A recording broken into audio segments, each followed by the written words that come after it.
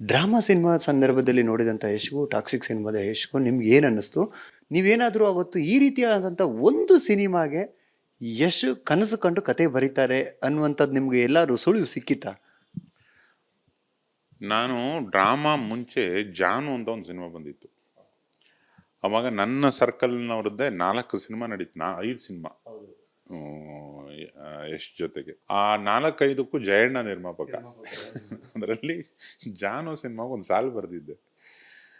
ಇನ್ನು ವ್ಯಾಪ್ತಿ ಪ್ರದೇಶದಲ್ಲೇ ಇರುವೆ ನಾನು, ಆಮೇಲೆ ಸಿಕ್ಕೋದಿಲ್ಲ ಮಾಡ್ರಿ ಫೋನು, ಶಿವನೇ ಸಂಬುಲಿಂಗ. ವಾಕ್ಯ ಇನ್ನೂ ವ್ಯಾಪ್ತಿ ಪ್ರದೇಶದಲ್ಲಿ ಇದೀನಿ ನಾನು, ಆಮೇಲೆ ಸಿಗೋದಿಲ್ಲ, ಇವಾಗಲೇ ಮಾಡ್ರಿ ಫೋನು ಅಂತ.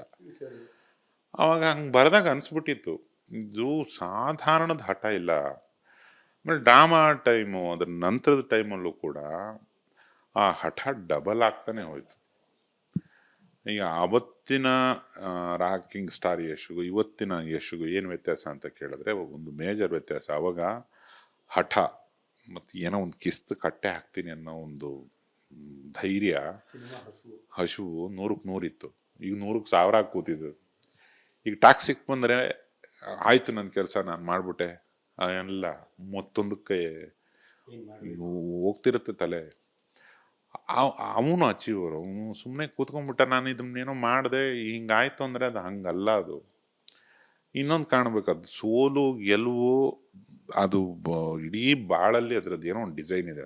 ಅದನ್ನ ತಲೆ ಕೆಡ್ಸ್ಕೊಳಕ್ಕೆ ಹೋಗಬಾರ್ದು. ನೀನು ಅಂದ್ಕೊಂಡಂಗೆ ರಿಸಲ್ಟ್ ಬರುತ್ತೆ, ಯಾಕಂದ್ರೆ ನೀನು ಹಂಗೆ ಕೆಲಸ ಮಾಡಿದ್ರೆ. ಅಷ್ಟು ತ್ಯಾಗನ ಕೇಳುತ್ತದು. ಎಲ್ಲ ಬಿಟ್ಬಿಡ್ತಾರೆ ನಟರನ್ನ. ನಾವು ತುಂಬ ಜನ ನಟರು ಗೊತ್ತು, ಕನ್ನಡದ ನಟರು ಗೊತ್ತು, ಬೇರೆಯವರು ಗೊತ್ತು. ಯಾಕೆ ನಟರಿಗೆ ಅಷ್ಟು ಮರ್ಯಾದೆ, ಡೈರೆಕ್ಟ್ರಿಗೆ ಯಾಕಿರಲ್ಲ, ಅಥವಾ ನಟರಿಗೆ ಯಾಕಷ್ಟು ಪೇಮೆಂಟು ಅಂತ ತುಂಬ ಜನ ಕೇಳ್ತಾರೆ. ಮಾಧ್ಯಮದವರು ಕೇಳ್ತಾರೆ. ಯಾಕಪ್ಪ ಅಂದರೆ ಅಷ್ಟೊಂದು ತ್ಯಾಗ ಮಾಡಿರ್ತಾನೆ. ಒಂದು ಪಿಕ್ಚರಲ್ಲಿ ರೌಡಿ, ಇನ್ನೊಂದು ಪಿಕ್ಚರಲ್ಲಿ ಪೊಲೀಸ್, ಇನ್ನೊಂದು ಪಿಕ್ಚರಲ್ಲಿ ಲಾಯರ್, ಇನ್ನೊಂದು ಪಿಕ್ಚರಲ್ಲಿ ಡಾಕ್ಟ್ರು, ಯಾವುದ್ಯಾವುದೋ ಪಾತ್ರ ಮಾಡಬೇಕು.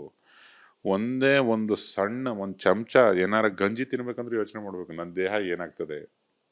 ಕಬ್ಬಣ ಎತ್ತಬೇಕು, ಹಲ್ಲಿಗೊಬ್ಬ ಡಾಕ್ಟ್ರು, ಕೂದ್ಲಿಗೊಬ್ಬ ಡಾಕ್ಟ್ರು, ಕಣ್ಣು ಮಿಂಚು ಬರಲಿಲ್ಲ ಅಂದರೆ ಕ್ಯಾಮ್ರಾ ಬಂದು ಏನೋ ಅಂತಾನೆ, ನಿದ್ದೆ ಮಾಡಿಲ್ವ ಸಾರ್ ಅಂತಾನೆ.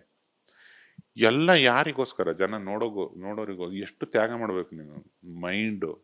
ಮತ್ತು ಒಂದ್ಸತಿ ಪಾಪ್ಯುಲರ್ ಆದೆ ಅಂದರೆ ಅದು ಸುಲಭ ಪಾಪ್ಯುಲರ್ ಆಗೋದು, ಏನೋ ಕಷ್ಟ ಬಿದ್ದು ಆಗ್ಬಿಡ್ಬೋದು. ಆ ಪಾಪ್ಯುಲಾರಿಟಿನ ಮೇಂಟೈನ್ ಮಾಡೋದಿದೆಯಲ್ಲ, ಅದರಂಥ ಹಿಂಸೆ ಇನ್ನೊಂದಿಲ್ಲ. ಹೋದಲ್ಲಿ ಬಂದಲ್ಲಿ ಪ್ರೈವಸಿ ಇರಲ್ಲ. ನಮ್ಮನ್ನು ನಾವು ಯಾರು ಅನ್ನೋದೇ ಗೊತ್ತಾಗಲ್ಲ, ಎಲ್ಲಿರ್ತೀವಿ ಗೊತ್ತಾಗಲ್ಲ ನಟರಿಗೆ. ಅಷ್ಟರ ಮಟ್ಟಿಗೆ ವೈಯಕ್ತಿಕ ಬದುಕನ್ನು ಬಲಿದಾನ ಮಾಡಿರ್ತಾನೆ ಅವನು ನೋಡೋನಿಗೋಸ್ಕರ. ಯಾವುದ್ಯಾವುದೋ ಪಾತ್ರಕ್ಕೋಸ್ಕರ ಏನೇನೋ ರೆಡಿ ಆಗಿರ್ತಾನೆ. ದೇಹ ಚೇಂಜ್ ಆಗಿರುತ್ತೆ. ಎಷ್ಟೋ ಜನ ನಟರು ಎಷ್ಟೋ kg ಹಾಕ್ಕೊಂಡು ಹಾರ್ಟ್ ಸಮಸ್ಯೆ ಮಾಡ್ಕೊಂಡವರಿದ್ದಾರೆ. ಮತ್ತೆ ಆ ತೂಕ ಹೋಗಬೇಕು, ಮತ್ತೆ ಹಾರ್ಟ್ ಸರಿ ಹೋಗಬೇಕು ಅಂದರೆ ಅದಕ್ಕೇನೇನೋ ಮೆಡಿಕಲ್ ಸೈನ್ಸ್ನ ಅಪ್ಲೈ ಮಾಡಿ ರೆಡಿ ಮಾಡ್ಕೋಬೇಕು. ಆ ರಿಸ್ಕ್ ಯಾಕಪ್ಪ ಬೇಕು? ನೋಡೋನು ಆರಾಮಾಗಿರ್ತಾನೆ. ಇದು ಎಲ್ಲವೂ ತ್ಯಾಗ ಕೇಳುತ್ತೆ.